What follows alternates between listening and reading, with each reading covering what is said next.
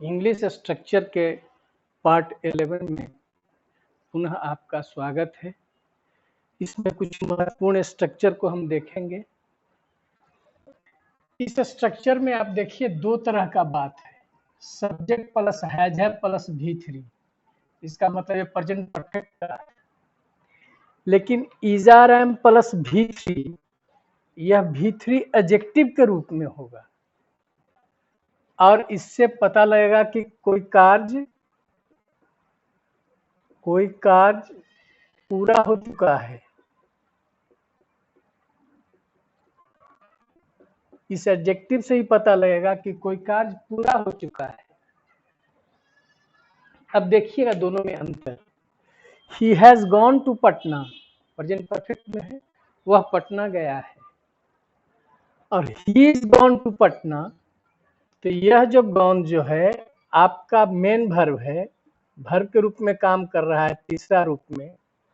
यह भी आपका V3 है लेकिन एडजेक्टिव के रूप में काम करेगा। थोड़ा सा ध्यान रखेंगे, इसको बहुत इंपॉर्टेंट चीज है। He has gone to Patna present perfect में है, मतलब वह पटना जा चुका है। He is gone to Patna का मतलब हुआ वह पटना गया हुआ है। गया हुआ है, यह एडजेक्टिव है।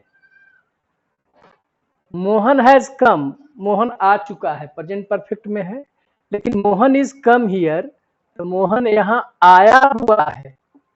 आया हुआ, अगर मोहन वाज कम तो मोहन आया हुआ था, मतलब यहाँ पर कम जो है V3 रूप में है लेकिन एडजेक्टिव के रूप में काम कर रहा है। उसी तरह से the ice has molten, present perfect में है, जो बर्फ है वह पिघल चुका है। द आइस इज मोल्टन मतलब पिघला हुआ है, एडजेक्टिव के रूप में मोल्टन आ गया, पिघला हुआ। द ट्री हैज फॉलन, पेड़ जो है वह गिर चुका है, प्रेजेंट परफेक्ट में है, लेकिन द ट्री इज फॉलन, तो यहाँ फॉलन का मतलब गिरा हुआ, एडजेक्टिव के रूप में। द ट्री इज फॉलन, पेड़ गिरा हुआ है, वह पेड़ गिरा हुआ है, मतलब पहले ही गिर गया है वो। हिज फेस हैज श्रंक या श्रंकन, उसका चेहरा सिकुड़ चुका है। हिज फेस इज श्रंकन, उसका चेहरा जो है सिकुड़ा हुआ, एडजेक्टिव में आ गया, सिकुड़ा हुआ। जैसे श्रंकन फेस, सिकुड़ा हुआ फेस, चेहरा। He has broken his left leg, present perfect में है, उसने अपना बायां पैर तोड़ लिया, गिर के चाहे किसी तरह से टूट गया है। लेकिन his left leg is broken, उसका बायां पैर टूटा हुआ है, तो यहाँ ब्रोकन का मतलब हो गया टूटा हुआ। टूटा हुआ, ये टूट चुका है, वर्ब रूप में है ब्रोकन, यहाँ पर हैजब के वजह से तीसरा रूप में है, लेकिन यह एडजेक्टिव है। द फ्लावर हैज फेडेड, फूल जो है सो मुरझा गए हैं, प्रेजेंट परफेक्ट में, वर्ब रूप में है यहाँ पर फेडेड, हैज के चलते यहाँ पर V3 आया है।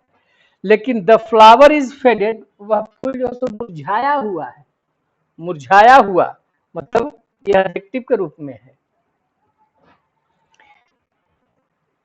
शी इज टायर्ड, वह थकी हुई है। शी इज डिसअपॉइंटेड, वह निराश है, एडजेक्टिव आ रहा है। She has burnt her fingers, उसने अपनी उंगलियां जला ली है, प्रेजेंट परफेक्ट में है, के चलते तीसरा रूप में है, वर्ब के रूप में काम कर रहा है। लेकिन हर फिंगर्स आर बर्न्ड, उसकी उंगलियां जली हुई थी, ये हो गया जली हुई, बर्न्ड, जली हुई। ठीक है, तो इस तरह से दोनों में अंतर आपने देखा कि प्रेजेंट परफेक्ट में V3 आता है तो वह वर्ब के रूप में काम करता है, लेकिन कुछ ऐसे भी V3 हैं जो एडजेक्टिव के रूप में काम करते हैं और उससे भी कार्य के पूरा होने का बोध कराता है। तो ही इज गॉन, वह जा चुका है, वर्ब के रूप में है, लेकिन ही इज गॉन तो वह गया हुआ है, गया हुआ। एडजेक्टिव है, वह गया हुआ है। ही हैज कम, आ चुका है वर्ब के रूप में, he has come. He is come, वह आया हुआ है। दोनों में यही अंतर है। तो ये प्रयोग को दोनों पर आप ध्यान रखेंगे। अगला स्ट्रक्चर है सब्जेक्ट प्लस हैज या है plus being plus V4 plus other word.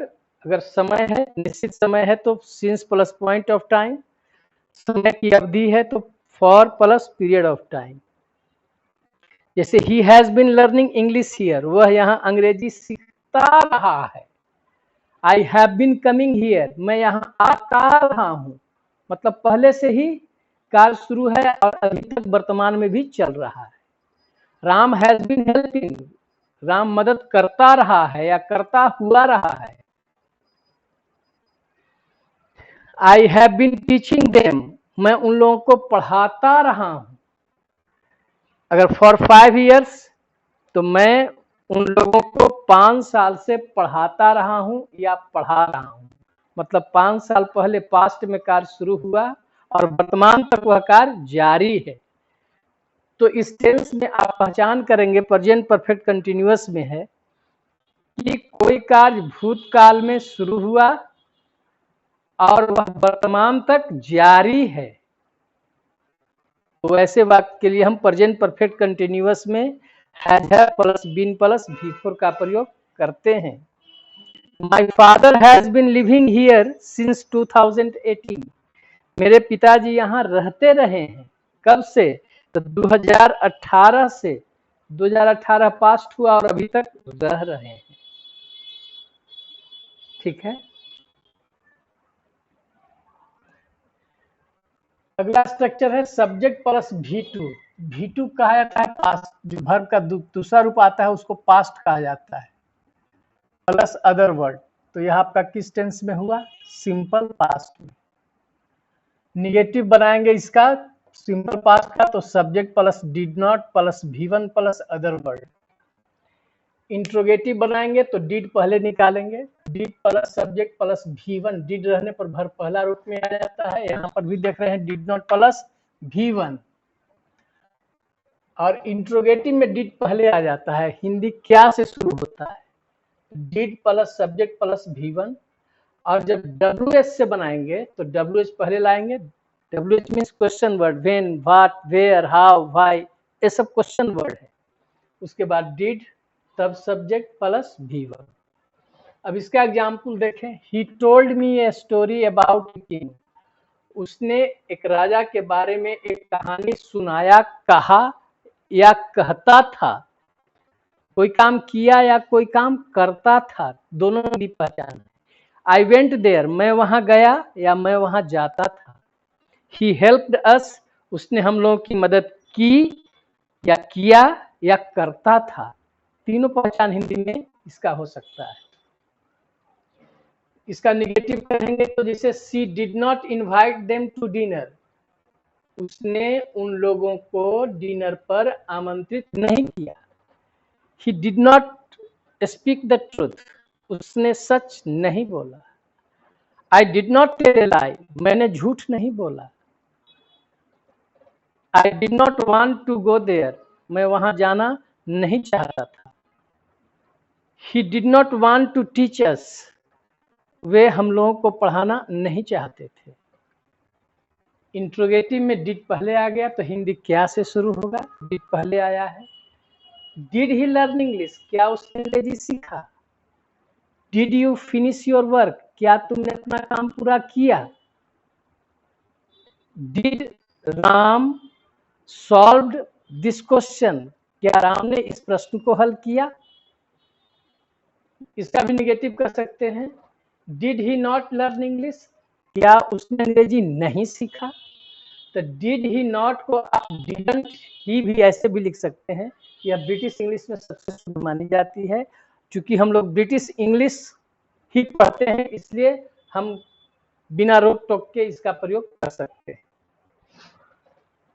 Where did he go to play cricket, WH से आया तो WH वेयर, उसके बाद डिड आया है, आप देख रहे हैं। तो वह क्रिकेट खेलने कहाँ गया या वह क्रिकेट खेलने कहाँ जाता था? दोनों हिंदी हो सकता है, कहाँ गया या कहाँ जाता था, इसका दोनों हिंदी हो सकता है। इसका भी negative, why did he not want to play with us, वह हम लोगों के साथ खेलना क्यों नहीं चाहता था। या इसको why didn't he, did he not, तो आप लिख सकते हैं डिडंट, शॉर्ट फॉर्म में नॉट देंगे इस ढंग से। व्हाई डिडंट, इंट्रोगेटिव वाक्य में इसका प्रयोग किया जाता है। Why didn't he want to play with us, वह हम लोगों के साथ खेलना क्यों नहीं चाहता था। अगला स्ट्रक्चर है subject plus was were plus V4, और इसी वाक्य में कुछ अन्य तरह के भी वर्ब लाए हैं, जैसे हिंदी में रहा था रही थी होता है, कुछ में अलग ढंग से भी हिंदी आती है, उसको ध्यान देंगे।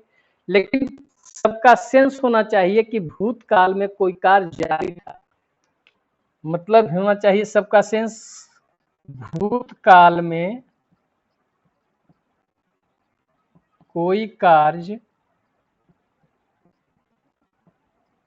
जारी था, ऐसा सोचना होगा दिमाग में। जैसे ही वाज रीडिंग, वो पढ़ रहा था, मतलब भूतकाल में मैंने उसको पढ़ते हुए देखा, पढ़ रहा था। He was going to Patna to learn computer, वह पटना जा रहा था कंप्यूटर सीखने के लिए। He was going to open a shop, वह एक दुकान खोलने जा रहा था। He was running an academy, मतलब वह एक एकेडमी चला रहा था भूतकाल में। She was selling her old car, वह अपनी पुरानी कार बेच रही थी। As well as her house, और साथ साथ अपना घर भी, मतलब वह अपने घर के साथ साथ जो है वह अपनी पुरानी कार के साथ साथ अपना घर भी बेच रही थी। I was listening to the radio, मैं रेडियो सुन रहा था। ही वॉज सिटिंग, वह बैठ रहा था, ऐसा हिंदी तो नहीं होता है, वह बैठा हुआ था, मतलब भूतकाल में उसका बैठने का कार्य वहां पर जारी था। भाव एक आना चाहिए, हिंदी में आपका रहा था रही थी, या कोई काम किए हुए था, मतलब जारी था। जैसे he was sitting outside the gate, वह गेट के बाहर बैठा हुआ था। आई वॉज वेकिंग अप, मैं जगा हुआ था। ही वॉज स्टेइंग हियर, वह यहाँ ठहरा हुआ था। दे वेयर स्लीपिंग, वे लोग सोए हुए थे, मतलब सोने का कार्य भूतकाल में क्या था, जारी था। तो यह पास्ट कंटिन्यूअस टेंस जो है आपका, यह जो आपका टेंस है पास्ट कंटिन्यूअस का है। तो पास्ट कंटिन्यूअस में आपको ध्यान रखना है कि भूतकाल में कोई कार्य जारी था। Ram was standing inside the gate, Ram खड़ा कहाँ था, गेट के अंदर खड़ा था। She was lying in bed, वह बेड पर लेटी हुई थी, मतलब लेटने का कार्य जारी था। ठीक है, तो यह पास्ट कंटिन्यूअस स्ट्रक्चर जो है क्या बताता है कि कोई कार्य जो है सो भूतकाल में जारी था। ठीक है, तो यह था आपका इंग्लिश स्ट्रक्चर पार्ट 11। फिर अगली बार पार्ट 12 में हम इसकी चर्चा करेंगे, नेक्स्ट जो स्ट्रक्चर है उसकी चर्चा करेंगे। और आपको मैंने बताया है कि स्ट्रक्चर जो है सबसे अच्छा माध्यम है, आप तेजी से अंग्रेजी सीख सकते हैं और प्रैक्टिस से आप बोलना सीख सकते हैं, अपने राइटिंग पावर को मजबूत बना सकते हैं, आप लिख सकते हैं और समझने में भी आपको सहूलियत हो सकती है। तो ये कुछ टेंस के आधार पर अभी हम स्ट्रक्चर चल रहे हैं, फिर आगे बहुत सा स्ट्रक्चर है, पढ़ने में भी आनंद आएगा आपको, और आप तेजी से जो है सो अपने अंग्रेजी का ज्ञान जो है बढ़ा सकते हैं इंग्लिश स्ट्रक्चर के माध्यम से। ठीक है, धन्यवाद।